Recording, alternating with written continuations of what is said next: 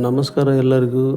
Hubballi Gokula ರೋಡ್ದಲ್ಲಿರುವಂಥ industrial ಹಿಂದ್ಗಡೆ ರವಿನಗರದಲ್ಲಿ ಇರುವಂಥ organic ಅರಮನೆಯ ಬಗ್ಗೆ ಇವತ್ತು ರಡ್ಡೇರ್ ಸರ್ ಕೆಲವು ಮಾತನಾಡ್ತಾರೆ. ಕುಡ್ಕೊಂಡು ಹೋಗ್ರಿ. ಏನು ಕೆಲಸ ಮಾಡ್ತಿದ್ರೆ ಯಾರಿಗೆ ಹಸುವಾಗೋದಿಲ್ಲ, ಚಲೋ ಹಸುವಾಗ್ತದೆ. ನಿಶಕ್ತಿ ಇತ್ತಂದ್ರೆ ನಿಶಕ್ತಿ ಕಡಿಮೆ ಆಗೈತಿ. BP ಶುಗರ್ ಥೈರಾಯ್ಡ್ ಇತ್ತಂದ್ರೆ ಆರಾಮ ಆಗೈತಿ. ಹೆಣ್ಮಕ್ಳಿಗೆ ಮುಟ್ಟಿನ ಸಮಸ್ಯೆ ಸರಿ ಆಗೈತಿ. ಚರ್ಮ ರೋಗ ಇದ್ರೆ ಆರಾಮ ಆಗೈತಿ. ಕ್ಯಾನ್ಸರ್ ಅಂತ ಕಾಯಿಲೆ ಸೇರಿ ಸ್ವಚ್ಛ ಮಾಡೋದೈತಲ್ಲ. ಇನ್ನೊಂದು ನಾನು ನಿಮ್ಗೆ ಹೇಳೋದೇನಂದ್ರೆ, ಯಾರ ದೇಹದಾಗ ಯಾವ ರೋಗ ಬೆಳೆಯಾಕತ್ತೆ ಗೊತ್ತಿಲ್ಲಪ್ಪ. ಇದನ್ನ ಪ್ರೂವ್ ಬಿಟ್ರೆ ಬದಿರೋ ರೋಗ ಉಳಿಯಂಗಿಲ್ಲ, ಮುಂದೆ ಬರೋ ರೋಗ ಬರಂಗಿಲ್ಲ. ಹಂಗಾಗಿ ನಿಮ್ ಜಗತ್ತಿಗೆ ಬಿಡಿಸೋ ಜವಾಬ್ದಾರಿ ಯಾರಾಗಬೇಕು? ನಿಮ್ದಾಗಬೇಕು. ಯಾಕೆ ಆಗಬೇಕಂದ್ರೆ ಇದಕ್ಕೆ ಎಷ್ಟು ಲಕ್ಷ ತಗೊಂಡ್ರೆ ನೀವು ಹೆದರ್ಬೇಕಾಗಿತ್ತು. ಇದಕ್ಕೂ ಕೂಡ 200 ರೂಪಾಯಿ ಗುರು ಕಾಣಿಕೆ ತಗೊಂತಾರೆ. ಇದನ್ನ ಜವಾರಿ ಆಕಳ 2 ಆಕಳ ಸಾಕಿ ನರಗುಂದ ಗುಡ್ಡದಾಗ ವನಸ್ಪತಿ ತಿಂದು ಬಂದಿರೋ ಆಕಳ ಇದನ್ನ ಮೂತ್ರ ಕೊಡ್ತಾವಲ್ಲ, ಇದನ್ನ ಮಾಡಿ ನರಗುಂದ ಹಿರೇಮಠದ ಸ್ವಾಮೀಜಿಯವ್ರು ಕೊಟ್ಟು ಕಳಿಸ್ತಾರೆ. ಯಾದನೂರು ಯಾಕ್ರಿ ಅಜ್ಜಾರ ಅಂದ್ರೆ ಕನೇರಿ ಮಠದ ಅಜ್ಜಾರ ಹೇಳ್ಯಾರಲ್ರಿ, ಜಗತ್ತಿಗೆ ಒಳ್ಳೇದು ಮಾಡೋದ್ರ ಸಲುವಾಗಿ ನಮ್ಮ ಆಕಳಕ್ಕೆ ಮೇವು ಆಕಳ ಸಾಕಾರಿ ಪಗಾರ ಕೊಟ್ಟರೆ ಸಾಕು, ನಮ್ಮ ಮಂದಿ ಆರಾಮಾಗಿ ಉಳಿಸ್ಕ ಅಂತ ತಿಳ್ಕೊಂಡು ಹಂಗಾರ ಬಾಳ ಅಂತ ಹೇಳಿದ್ನೆ. ನಿಮಗೇನು ಅನಿಸ್ತು? ಇನ್ನೂ ಬಾಳ ಅದಾವ. ಅವ್ರು ನಾಳೆ ಬಂದಾಗ ಹೇಳ್ತೀವಿ. ಇವತ್ತು ಇಷ್ಟ ಸಾಕು, ಯಾಕಂದ್ರೆ ನಮ್ಮ ಹಳೆ ಮಂದಿ ಬಹಳ ಹೇಳಿರ್ತಾರ. ಇನ್ನೊಂದು ಹೇಳ್ತೇನೆ, ಬೆಳತನಕ ರಾಮಾಯಣ ಕೇಳಿ ಸೀತಾರಾಮ ಏನಾಗ್ಬೇಕು ಅಂತ ಅನ್ಬಾರ್ದು. ಒಂದು 3 ಲೈನ್ ಮಾಡ್ತೇನೆ. ಯಾರು ಕಣ್ಣಿನ ಸಲುವಾಗಿ ಬಂದಿರಲ್ಲ, ನಿಮ್ ಊರಾಗೂ ಕೇಳ್ತಾರೆ, ನಿಮ್ಗೆ ಹೋಗಿ ಬಂದು ಕೂಡಲೇ ಅದು ಹೆಂಗೈತಿ ಅಂತ ಹೇಳಿ. ಏನಿಲ್ಲ, 15 ವಾರ ಬಾ, ಕಣ್ಣು ಉಳಿತಾವು, ಕಣ್ಣಿನ ಸಮಸ್ಯೆ ಹೋಗ್ತಾವ ಅಂತ ಹೇಳಿ. ಇನ್ನ ಗುರುವಾರ ದಿನ ಬಾ, 36 ರೋಗ ಆರಾಮಾಗು, ಮೂಗಿನ ಔಷಧ ಕೊಡ್ತಾರ ಅಂತ ಹೇಳಿ. ಅವತ್ತ ನಿಮ್ಗೆ ಯಾರ್ಯಾರ ಎಲ್ಲಾ ಕಡೆ ತೋರಿಸಿ ಬಂದೇನ್ರಿ.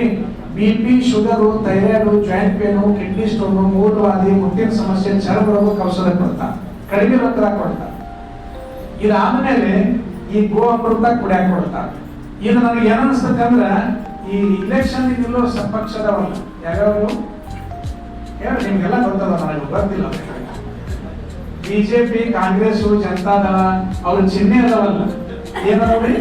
ಒಬ್ರಿಗೆ ಹಸ್ತ, ಒಬ್ರಿಗೆ ಹೂವ, ಒಬ್ರಿಗೆ ಮಹಿಳೆ ಅದಲ್ಲ.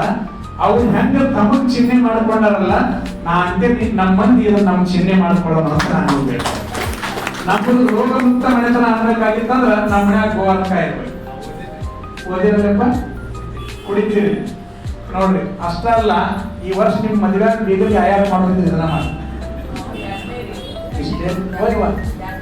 ಎರಡನೇದ್ದು ಇಲ್ಲಿ ಬಂದಿರೋದ್ರಿ ಯಾರು ಬಿಟ್ಟಿಲ್ಲ, ಯಾಕಂದ್ರೆ ನಾವು ಕೊಡಕ್ ಸಾಲದಲ್ಲಿ. ಈಗ ಇಷ್ಟಲ್ದ ನಿಮ್ ಊರಾಗ ನಾನು ನಿಮ್ ಮನೆ ಒಂದು ಮಾತು ಕೊಟ್ಟಿದ್ದೆ, ಯಾರು ಬರ್ತೀರಿ ನಿಮ್ಮನ್ನ ಜವಾರಿ ಬೀಜ ಕೊಡ್ತೀವಿ ಅಂತ ಹೇಳಿ. ತಂದಿರಲ್ಲ ಜವಾರಿ ಬೀಜ. ನಾನು ಆಧಾರ್ ಕಾರ್ಡ್ ತರ ಕೇಳಿದ್ದೆ, ಎಷ್ಟು ಮಂದಿ ತಂದಿರಿ? ಎಲ್ಲರೂ ತಂದಿರಿ.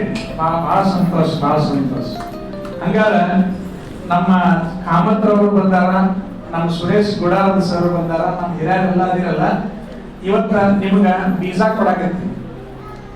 ಈ ಬೀಜ ಯಾಕೆ ಕೊಡಾಕತ್ತೀವಿ ಅಂದ್ರಪ್ಪ, ಈಗ ಮನ್ಯಾಗ ಯಾರಿಗೆ ಮಕ್ಕಳು ಆಗೋಲ್ಲ, ಹೌದಲ್ಲ? IVF ಸೆಂಟರ್ ಹೊಂಟಾರ. ಅಲ್ಲೇ ಮೊದಲ ಆಕಳ ಮನ್ಯಾಗಿತ್ತು, ಪಾಯ್ಕಾನಿ ಹೊರಗಿತ್ತು, ರೋಗ ಊರು ಹೊರಗಿತ್ತು. ಈಗಿನ ಮಂದಿ ಆಕಳ ಹೊರಗಾಗಿ ಪಾಯ್ಕಾನಿ ಒಳಗೆ ಕಟ್ಸ್ಯಾರ, ಹಿಂಗಾಗಿ ರೋಗ ಮನ್ಯಾಗ ಸೇರಿ.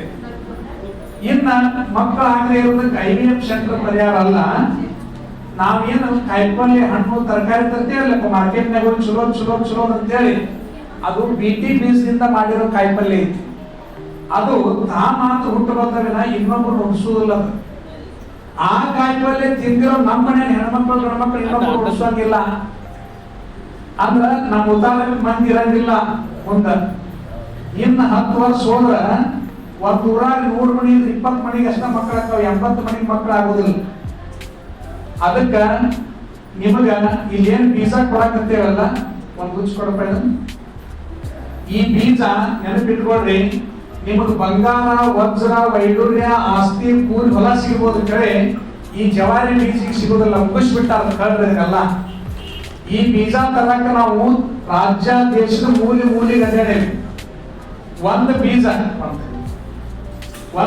ನೆನಪಿಟ್ಕೊಳ್ರಿ. ಒಂದು ಬೀಜ ಏನ್ ಕೆಲಸ ಮಾಡಬಹುದು ಅಂದ್ರೆ, ಒಬ್ಬ ಮನುಷ್ಯ ನೋಡ್ರಿ, ಇಲ್ಲಿ ಈ ಬೀಜ ಕೊಡಕತ್ತೇವಿ. ಇದ್ರಾಗ ಹೀರಿ ಬೀಜ ಐತಿ, ಔರಿ ಬೀಜ ಐತಿ, ಬೀನ್ಸ್ ಅಂತಿರಲ್ಲ ಅದನ್ನ ಸೇರಿ ಗಜ್ರಿ, ಸೌತಿಕಾಯಿ, ಮೂಲಂಗಿ ಎಲ್ಲಾ ಬೀಜ ಅದಾವು. ನಿಮ್ಗೆ ಯಾರಿಗಾರ ಜ್ವಾಳ, ಗೋಧಿ, ಕಡ್ಲಿ, ಹೆಸರು, ಶೇಂಗಾ ಬೇಕಾಗಿದ್ರು ಕೊಡ್ತೇವಿ.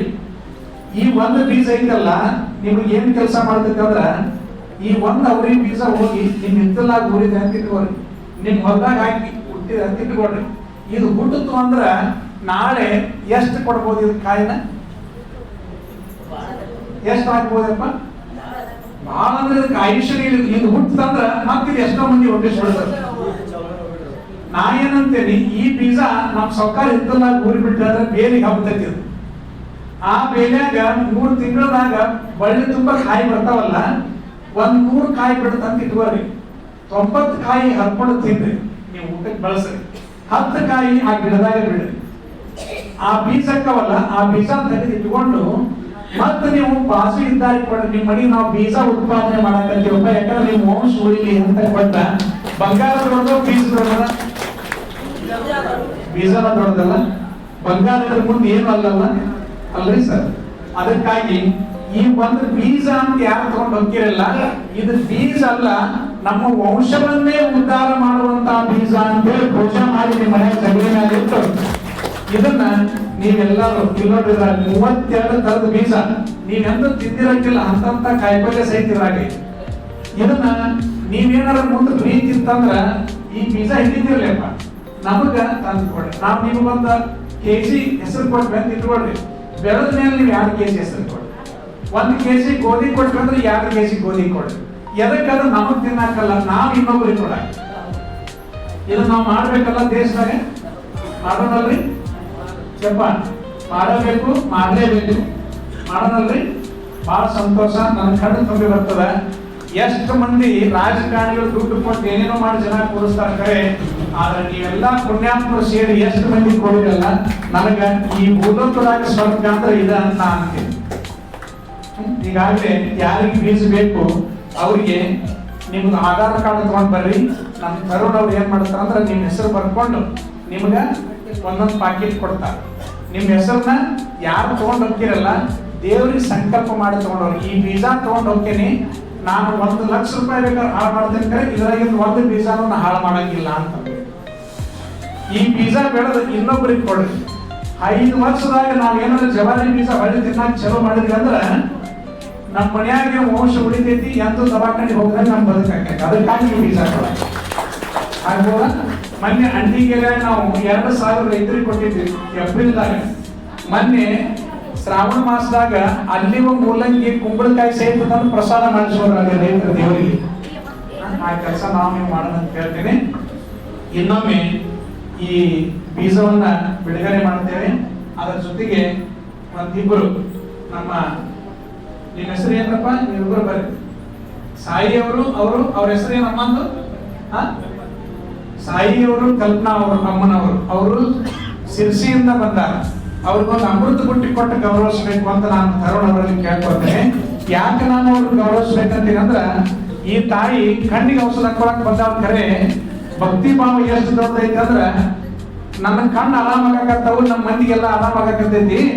ಅದಕ್ಕಾಗಿ ನಾನು ಈ ದೇವರಿಗೆ ಗಂಧದ ಮಾಲೆ ಹಾಕಬೇಕು ಅಂತ ಬೇಡ್ಕೊಂಡೇನೆ. ಗಂಧದ ಮಾಲೆ ತಗೊಂಡ್ ಬಂದೇನೆ.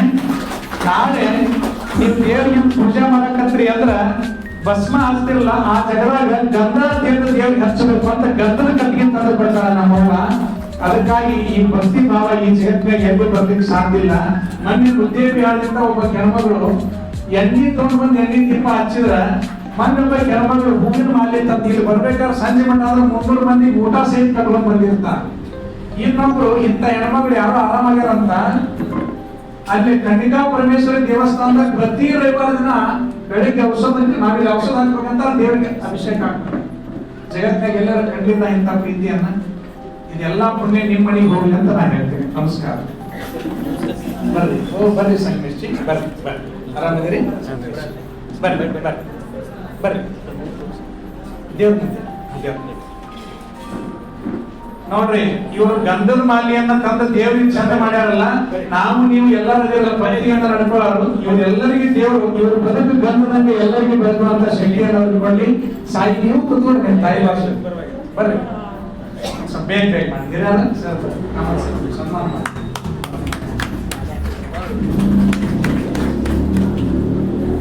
ನಾಲ್ಕೈದು ಮಂದಿ ಬರ್ರಿ ಅಪ್ಪ ಬರ್ರಿ ಸ್ವಲ್ಪ ನೀವು ಬರ್ಬೇಕು ಬಕೀರಪ್ಪ ಜನ ಮುಂದಿನ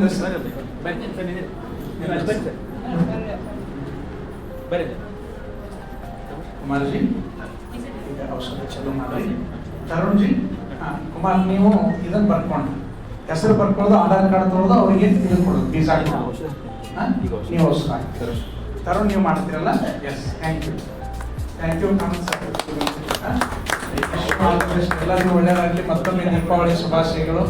ಹಿರಿಯರ ಕುಂದ್ರಿ.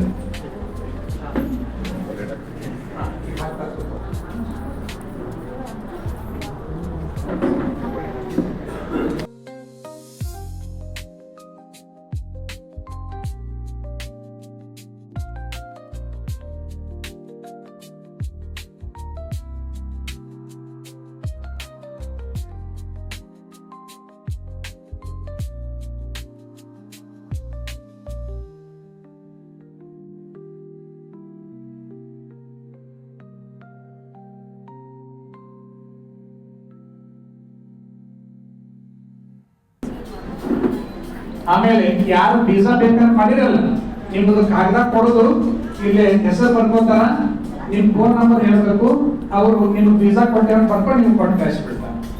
ಹಾಗಾದ್ರೆ ವೀಸಾ ಹಾಳು ಮಾಡಬೇಡ್ರಿ ಯಾರು. ಔಷಧ ಚಲೋಗಿತ್ತಲ್ಲ, ಯಾರು ಔಷಧ ಹಾಕೊಂತೀರಲ್ಲ ಔಷಧ ಹಾಕೊಳ್ಳೋವಾಗ ದೌಡ್ ಮಾಡ್ಬೇಕಾದ್ರೆ ಹೆಂಗ್ ಹಾಕೋಬೇಕಂದ್ರೆ ಕಣ್ಣಿಗೆ ಔಷಧ ಹಾಕೋಬೇಕಾದ್ರೆ ಗೋಡನ್ನ ಹಿಂದೆ ಹಿಡ್ಕೊಳ್ರಿ. ಕಣ್ಣಾಗ ಹನಿ ಬಿದ್ದ ಕೂಡಲೇ ಕಣ್ಣು ಮುಚ್ಚಿ ಬಿಡ್ತೀರಿ. ನೀವು 2 ನಿಮಿಷ ಗೋಣ್ ಹಿಂದೆ ಇರಲಿ, ಕಣ್ಣಿಗೆ ಔಷಧ ಬಿದ್ದ ಮೇಲೆ ಗೋಣ್ ಹಿಂದಿರ್ಲಿ, ಒಂದು 4 ಸಲ ಕಣ್ಣು ತೆಗೆದು ಮುಚ್ಚುದು ಮಾಡ್ರಿ. ಕಣ್ಣಾಗ ರಸ ಒಳಗೆ ಹೋಗ್ಬಿಡ್ತದೆ. ಆಮೇಲೆ ಗೋಣ್ ಹಿಂದೆ ಇರಲಿ, ಕಣ್ಣು ಮುಚ್ಚಿಬಿಡ್ರಿ. ಒಂದ್ 40-50 ಸೆಕೆಂಡು ಗೋಣ್ ಹಿಂದಿರ್ಬೇಕು, ಕಣ್ಣು ಮುಚ್ಚದೇ ಇರಬೇಕು. ಆ ನೀವೇನ್ ಕಣ್ಣಾಗ ಹಾಕಿರ್ತೀವಲ್ಲ ಔಷಧ ತಲೆ ತುಂಬ ಅಡ್ಡಾಡಿ ನೀವು ಗೊತ್ತಾಕೈತಿ. ಆಮೇಲೆ 40-50 ಸೆಕೆಂಡ್ ಆದ್ಮೇಲೆ ಗೋಣ್ ಹಿಂದೆ ಇರಬೇಕು, ಕಣ್ಣು ಒಂದ್ 10-15 ಸಲ ತೆಗೆದು ಮುಚ್ಚುದು ಮಾಡಿ. ನಿಮ್ಗೆ ತೆಗೆದು ಮುಚ್ಚುದು ಮಾಡಿ. ಕಣ್ಣಾಗಿಂದ ನೀರು ಕತ್ತರಿಸಿ ಏನ್ ಹೊರಗೆ ಬರ್ತಾವಲ್ಲ ಅದು ಕೂಡ ಹೊಲಸು ಕಿತ್ ಹೊರಗೆ ಬರ್ತದೆ. ಕಣ್ಣೀರ್ ಬರ್ತಾವಲ್ಲ ಅಲ್ಲಿ ನೀವೇನ್ ತಪ್ಪು ಮಾಡ್ತೀರಿ ಅಂದ್ರೆ ನಿಮ್ ಸೀರೆಲಿ, ವಸ್ತ್ರದಲ್ಲಿ, ವೇಲಿ, ಖರ್ಚಿಗ್ಲಿ ಕಣ್ಣು ಒರೆಸ್ಕೋಬೇಡ. ನಿಮ್ ಮಟ್ಟಿಗೆ ಸರ್ಕಾರ ಪುಡಿ ಹಾಕಿರ್ತೀರಿ. ಆ ಸರ್ಕಾರ ಪುಡಿ ತಯಾರು ಮಾಡಕ್ಕ ಯಾವಾಗ್ಲೂ ಅವ್ರಿಗೆ ಬರ್ತಿರಲ್ಲ. ಫಸ್ಟ್ ಹ್ಯಾಂಡ್ ಅವ್ರಿಗೆ ತೋರಿಸಿಲ್ಲ. ನಿಮ್ ಕಣ್ಣಿಗೆ ಆ ಕಣ್ಣೀರು ಬರ್ತಾವಲ್ಲ ಅದ್ರ ಮಕ್ಕಳ ತುಂಬ ಒರೆಸ್ಕೊಂಡ್ಬೇಡ್ರಿ. 1 ತಾಸು 2 ತಾಸು ಬಿಟ್ಬಿಟ್ರೆ ಮಕ್ಕಳ ಮೇಲೆ ಗುಳಿಗೆ, ಕಲಿ, ವ್ಯವಸಾಯ ಎಲ್ಲ ಸ್ವಚ್ಛ ಆಗಿಬಿಡ್ತಾವ. ಸರಿನಾ? ಇನ್ನ ಮುಂದಿನ ಸಾರಿ ಬರೋರು ಪ್ರತಿ ರವಿವಾರ ಔಷಧ ಇರ್ತಾರ. ನಿಮ್ ಭಾಗದಾಗ ಯಾರ ಗುಡಿಯ ಗುಡ್ಡದ ಕಡೆ ಇದ್ರಂದ್ರ ಗುಡಿಯ ಗುಡ್ಡದಾಗ ಇವತ್ತು ಔಷಧ ಇರ್ತಾರ. ಗೋಕಾಕ್ ಕಡೆ ಇದ್ರ ಮರಳಿ ಔಷಧ ಇರ್ತಾರ. ಮುಂದಿನ ಸಂಚಿಕೆಯಲ್ಲಿ ಇನ್ನಷ್ಟು ವಿವರಗಳನ್ನು ಮತ್ತು ಅನೇಕ ಮಾರ್ಗದರ್ಶಿತ್ವದ ಭಾಷಣವನ್ನು ತಿಳಿಯಪಡಿಸುತ್ತೇವೆ. ಅಲ್ಲಿಯವರೆಗೂ ನಮಸ್ಕಾರಗಳು.